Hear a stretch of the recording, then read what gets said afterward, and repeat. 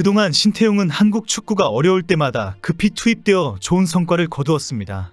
축구협회는 대표팀 감독직에 문제가 생길 때마다 신태용에게 상황이 안 좋다, 이번에는 감독직을 맡아달라고 요청했고, 그동안 신태용은 기꺼이 책임을 지고 감당해왔습니다. 그리고 축구협회는 신태용의 재계약 요청을 거절하고 경질해버렸습니다. 달면 삼키고 쓰면 뱉는 식의 야비한 행태를 신태용에게 노골적이고 충격적이게 저지른 것입니다. 한국 축구가 갈수록 퇴보하는 것은 정몽규의 축구협회 장기 집권이 가장 큰 원인입니다. 정몽규는 정관 계정으로 쓴소리를 하는 사람들은 모두 협회에서 내보내고 입맛에 맞는 예스맨들만 주변에 두었습니다. 결국 현재 대표팀은 파주훈련장과의 계약은 끝나고 천안축구센터 건립은 늦어지면서 소집대마다 보따리를 싸들고 훈련장을 찾아다니게 만들었습니다. 오늘 올림픽 대표팀의 충격적인 패배로 이제는 정몽규가 책임져야 한다는 지적이 쏟아지고 있습니다. 신태용의 인도네시아가 승리를 하면서 축구협회와의 과거 인연도 화제가 되고 있습니다. 그동안 축구협회는 신태용을 필요할 때마다 불러서 임무와 책임만 지우다가 막판에 경질시켜버렸습니다.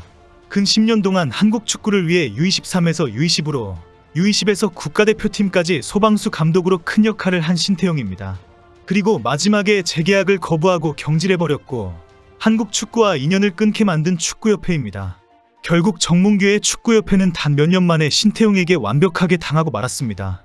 신태용은 한국전 이후 기쁘지만 지금 너무 힘들다라는 표현으로 한국의 10회 연속 올림픽 본선 진출 실패에 고통스러워했습니다. 정몽규의 축구협회는 황선홍 감독의 축구 인생과 대한민국 U23 축구대표팀까지 모두 수렁에 빠뜨렸습니다. 현역 은퇴 후에 성남 1화 천마의 감독을 맡아서 AFC 챔피언스 리그 우승과 FA컵 우승 등 지도자로서 뛰어난 능력을 보여주기 시작했습니다. 2014년에 슈틸리케 감독 시절 대표팀 코치로 임명되어 2015 아시안컵 준우승을 달성했습니다. 그 후에 U23 대표팀의 이광종 감독의 건강 문제로 축구협회는 신태용을 대한민국 U23 축구 국가대표팀 감독으로 임명합니다. 그리고 2016년 리우올림픽에 진출해서 독일과 3대3 무승부 경기 디펜딩 챔피언 멕시코에게 승리하면서 탈락시켜버립니다. 신태용은 대한민국 U23 축구 국가대표팀을 8강에 올리면서 5위로 올림픽을 마칩니다. 그 후 안익수 감독이 이끌던 대한민국 U20 축구 국가대표팀이 2016년 AFC U19 축구 선수권 대회에서 2승 1패 대회 9위로 탈락하게 되면서 갑자기 경질됩니다. 축구협회는 지도자 능력이 검증된 신태용에게 다시 U20 대표팀을 맡아줄 것을 요청하고 급하게 감독에 임명합니다. 신태용의 U20 대표팀은 2017년 피파 U20 월드컵에 나가 최다 우승국 아르헨티나에게 승리하면서 탈락시켜버립니다. 16강 12의 성적으로 대회를 마칩니다. 그 후 슈틸리케가 이끄는 한국 대표팀이 월드컵 아시아 예선에서 중국과 카타르에게 패하는 충격적인 사건이 발생합니다. 또 축구협회는 신태용에게 국가대표팀을 맡아줄 것을 요청하고 감독으로 급하게 임명합니다. 신태용은 결국 한국 대표팀을 러시아 월드컵에 진출시키고 맙니다. 그리고 3차전에서 카잔의 기적이라고 불리며 디펜딩 챔피언 독일을 2대0으로 격파하게 됩니다.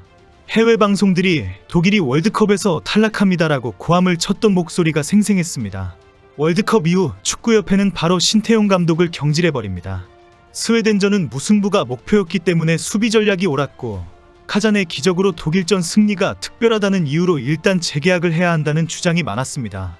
그러나 축구협회는 김판곤을 감독 선임 위원장으로 앉히면서 검증된 외국인 감독을 선임해야 한다라고 밝혔습니다. 외국인 감독이 와야 체계적인 국가대표 시스템을 만들 수 있다라고 이유를 대었습니다.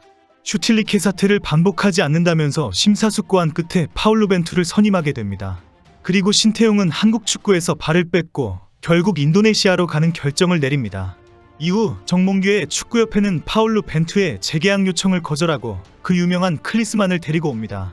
클리스만 감독 낙점에는 협회 내부에서는 전혀 소통이 없었고 정몽규의 독단적인 선택이었다는 이야기는 잘 알려진 사실입니다.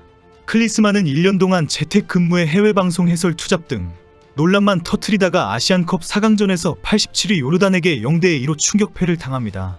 그 유명한 탁구 게이트로 한국 축구를 전 세계의 조롱거리로 유명하게 만들었는데도 아직까지도 이강인이 잘못했다는 폭로 인터뷰를 하고 있습니다. 정몽규는 한국 축구만 망쳐놓은 것이 아니라 황선홍 감독까지 지도자 경력에 큰 오점을 남기게 했습니다.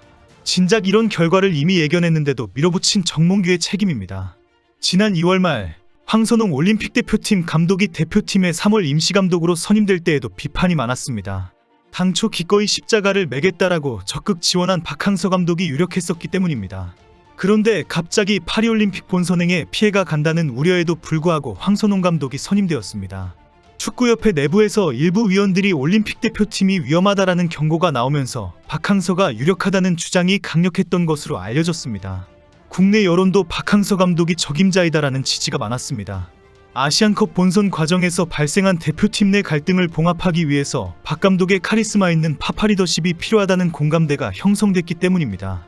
특히 황선홍 감독은 카타르에서 열리는 파리올림픽 아시아 최종 예선을 앞두고 있기 때문에 대표팀 감독직 병행이 어렵다는 지적이 있었습니다. 이런 비판이 있을 것을 미리 알고 있었던 축구협회는 결정 과정을 자세히 설명했습니다. 축구협회는 처음부터 황선홍 감독이 1순위였다. 임시사령탑에게 필요한 주요 덕목 위주로 점수를 매긴 결과 당초 순위대로 황 감독이 또 1위를 했다라고 해명했습니다. 그리고 지난해 항저우 아시안게임에서 금메달을 획득했다. 그리고 현재 올림픽팀 주축 멤버들이 몇 년 후에 대표팀에 올라올 가능성이 높다라고 설명했습니다.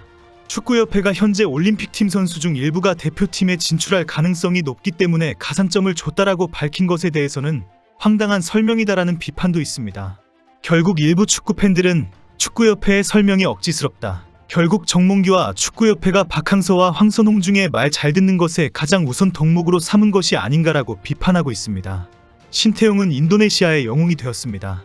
한국과 8강전을 앞두고 에릭 토이르 인도네시아 축구협회장은 2027년까지 계약 연장에 합의했다고 발표했습니다. 토이르는 자신의 SNS에 한국 식당에서 신태용 감독과 악수하는 사진을 게시하며 한국 음식을 함께 즐긴 뒤 우리는 2027년까지의 인도네시아 대표팀 프로그램을 논의했고 신태용 감독과 계속 함께 일하기로 했다는 멘트를 덧붙여 놓았습니다. 이 게시물은 신태용과 함께하는 축구를 간절히 원하는 인도네시아 선수들에게 큰 힘이 되었습니다. 아직 정확한 연봉이나 계약 내용에 대한 보도가 없는 것으로 보여 구두로 약속한 정도로 알려지고 있습니다. 신태용의 인도네시아는 4강에 올라갔으니 파리올림픽 진출에 파란불이 켜진 상태입니다. 신태용 후 인도네시아는 우즈베키스탄과 사우디아라비아 간 승자를 4강에서 이기거나 여기서 지더라도 3위 결정전을 잡으면 파리로 갑니다. 최종 4위가 되더라도 기니와 마지막 한 판을 이기면 올림픽 본선행 티켓을 받기 때문입니다. 인도네시아 남자 축구가 마지막으로 올림픽 본선에서 경쟁한 건 무려 68년 전입니다. 1956년 멜버른 대회 이후 처음으로 올림픽 본선 진출에 성공하면 인도네시아 축구사의 길이 기록될 것입니다. 동남아시아에서도 약체였던 인도네시아를 맡아서 단기간에 아시아 최강 한국과 호주를 꺾고 파리올림픽까지 가게 된다면 신태용은 진짜 영웅이 됩니다. 정몽규에게는 분노하고 신태용에게는 축하를 하게 됩니다.